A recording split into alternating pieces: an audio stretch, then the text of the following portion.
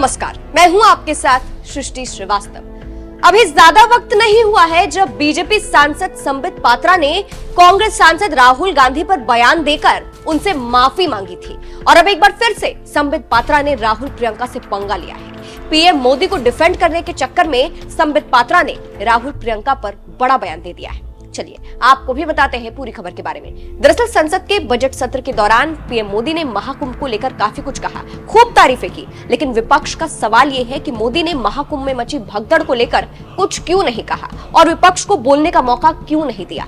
इसी को लेकर अब संबित पात्रा पीएम मोदी के बचाव में आए हैं। मीडिया से बात करते हुए संबित पात्रा ने कहा, आज प्रधानमंत्री ने संसद में महाकुंभ पर अपना बयान दिया जिसे सभी ने सुना, लेकिन ये बहुत दुख की बात है कि राहुल गांधी, प्रियंका गांधी और इंडी गठबंधन के घटक दलों को ऐसी कोई भी बात पसंद नहीं आती जिससे भारत बढ़ता दिखे, जिससे भारत का नाम दुनिया में ऊंचा होता दिखे। इसलिए जब G20 होता है तो वे इसकी आलोचना करते हैं। जब भारत मैच जीतता है तो कांग्रेस भारत के कप्तान पर टिप्पणी करती है।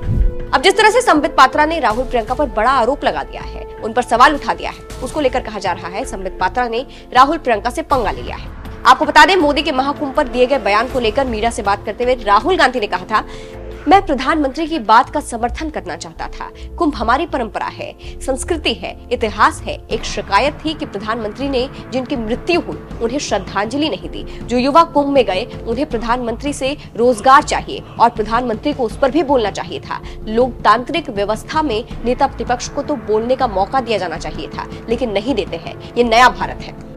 वहीं कांग्रेस सांसद प्रियंका गांधी ने कहा था, संसद में प्रधानमंत्री के वक्तव्य के बाद विपक्ष को भी बोलने देना चाहिए था, क्योंकि कुंभ के विषय पर विपक्ष की भी भावनाएं थी जिसे लेकर कोई आपत्ति नहीं होनी चाहिए थी। तो फिलहाल पीएम मोदी ने महाकुंभ पर तो बयान दे दिया है, लेकिन क्योंकि महाकुंभ में मची भगदड़ का जिक्र उन्होंने नहीं किया, इसलिए कहा जा रहा है मोदी महाकुंभ पर बोलकर फंस गए हैं। वही आपको बता दें, प्रयागराज के महाकुंभ में मौनी अमावस्या के पावन स्नान पर्व के मौके पर हुई भगदड़ में 30 लोगों की मौत हो गई थी। ये जानकारी सामने आई थी, ये आंकड़े सामने आए थे। अधिकारियों के अनुसार अफवाह के कारण भगदड़ हुई थी जिसमें 60 से ज्यादा लोग घायल हुए थे।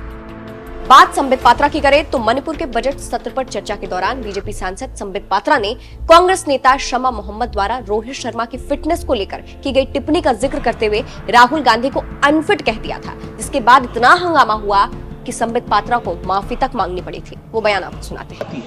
आज अगर मैंने कुछ शब्द ऐसा कहा है जिससे कि माननीय एलओपी या उनके किसी सदस्य को बुरा लगा हो, मुझे लगता है उन शब्दों को वापस लेने में मुझे किसी प्रकार का गुरेज नहीं है, क्योंकि हमारे प्रधानमंत्री जी ने हमेशा सिखाया है सबका साथ, सबका विश्वास, सबका विकास। धन्यवाद। तो सुना आपने, और अब एक बार फिर से संबित पात्रा ने राहुल प्रियंका पर बयान दे दिया है। फिलहाल संबित पात्रा के बयान को आप कैसे देखते हैं, कमेंट करके जरूर बताइएगा। अंत में आपको सुनाते हैं कि प्रधानमंत्री मोदी ने महाकुंभ को लेकर क्या कुछ कहा था, सुनिए। महाकुंभ से अनेक अमृत निकले हैं। एकता का अमृत इसका बहुत पवित्र प्रसाद है। महाकुंभ ऐसा आयोजन रहा जिसमें देश के हर क्षेत्र से, हर एक कोने से आए लोग एक हो गए। लोग अहम त्याग कर वयम के भाव से, मैं नहीं हम की भावना से प्रयागराज में जुटे। अलग अलग राज्यों से लोग आकर पवित्र त्रिवेणी का हिस्सा बने। जब अलग अलग क्षेत्रों से आए करोड़ों करोड़ों लोग राष्ट्रीयता के भाव को मजबूती देते हैं तो देश की एकता बढ़ती है।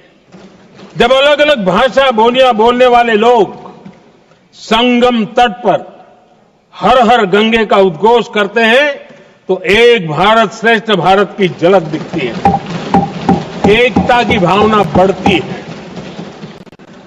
महाकुंभ में हमने देखा है कि वहां छोटे बड़े का कोई भेद नहीं था। ये भारत का बहुत बड़ा सामर्थ्य है।